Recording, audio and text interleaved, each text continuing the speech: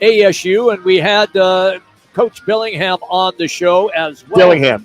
That's what I said, Dillingham, okay. Last week. And the thing that has struck me now is multiple reports say a defensive lineman, Raymar Williams, has committed to the Sun Devils, and also a former Tennessee linebacker, Jawan Mitchell, coming through the transfer portal. What does that tell you about how Dillingham is doing? Yeah, I think Kenny's done a great job of recruiting the last 3 weeks, and they've been after it. All the coaches been out recruiting. They've been bringing guys in, and I think they're looking at good, quality, solid players.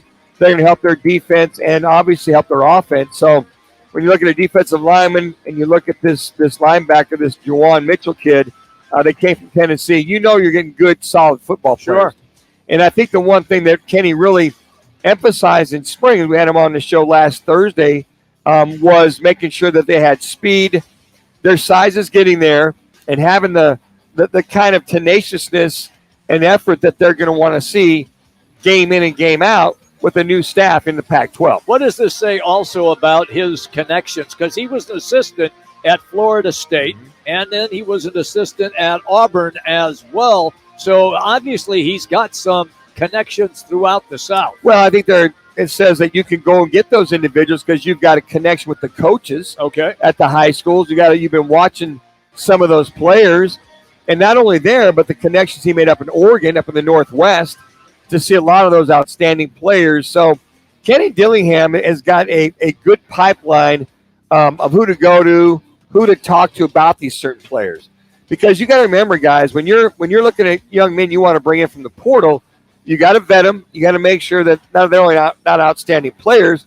He wants good people too. Sure. He wants the guys that'll have fun, that'll work hard, are responsible citizens, that he doesn't have to worry about. And by the way, get good grades.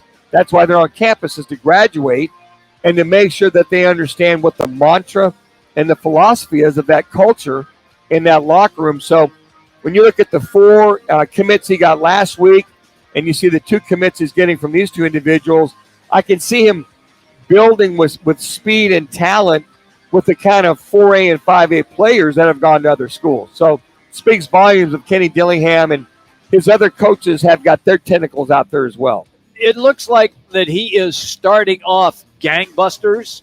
Now the proof is in the pudding. We'll see what happens when the players are on the field. Just get them on campus. Yeah. I think once they're on campus, I think they already know that Kenny Dillingham's enthusiasm exudes through the recruiting, through the phone calls, through the texts, whatever it is. And once they're on campus and they see what a beautiful campus it is, beautiful facilities, that we don't shovel sunshine, right? That we got great weather. Got a pretty good group of folks on this campus. I think right now ASU is one of the largest, if not the largest campus, close to 85,000 students. It's big. In Tempe and downtown combined. That I also think that a lot of the students on campus see a lot of these moves to get them to purchase season tickets. So you not only got to get your team enthusiastic, you got to get a fan base on campus enthusiastic to show up. So build it, and hopefully they start to come, that being the students. I'm really looking forward to seeing what happens with ASU football, because they do need, after the Herm Edwards era shot in the arm, Jimmy. Expired. Shot in the arm, man. They do, Manuch. They really have to try to climb back in and become something of an event that you would go to on a Saturday to watch college football.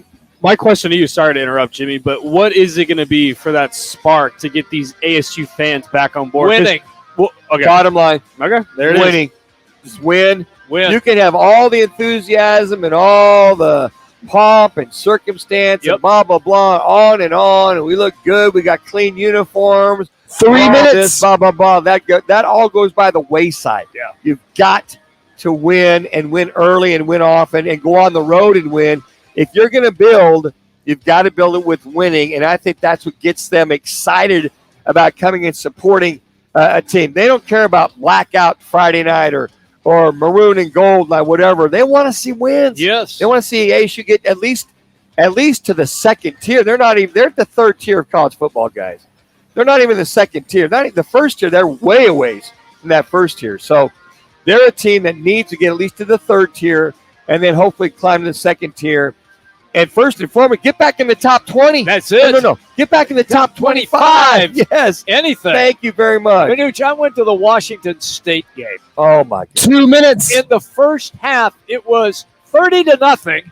Washington State with the lead, and people were exiting the building. Exiting the building at halftime. They were done. They had seen enough. I think they were done when they lost to Eastern Michigan. That too. They were done there. They beat NEU. Okay, you should have. Eastern Michigan. And then that Washington State game, I'm like, really? Yeah. I mean, come on, guys. I mean, you just saw the air out of the balloon, the listlessness. And at that time, I think Ray Anderson did a great job. He let Herm Edwards go. And at that point in time, you put Sean Aguano as the assistant head coach in there. And I think you really saw an enthusiasm and a shot in the arm of what these kids truly could do with the right kind of head coaching in their in that locker room. Him being a young guy and being so relatable to some of these guys my age kind of reminds me of at the start of like a Dabo Sweeney and how he related to his players. That's and fair. I understand relating to your 1 players minute. and being 1 minute. social media presence and stuff like that's not going to win you games, but with people my age in this generation, it's going to draw them in. Like, what coach do you know that's going to tweet out, like at his player, or maybe tweeting out or making fun of him on social media, or even in the locker room and stuff like that, which I love about Dillingham, is him being young, being relatable to the players, and getting to know them on a personal level.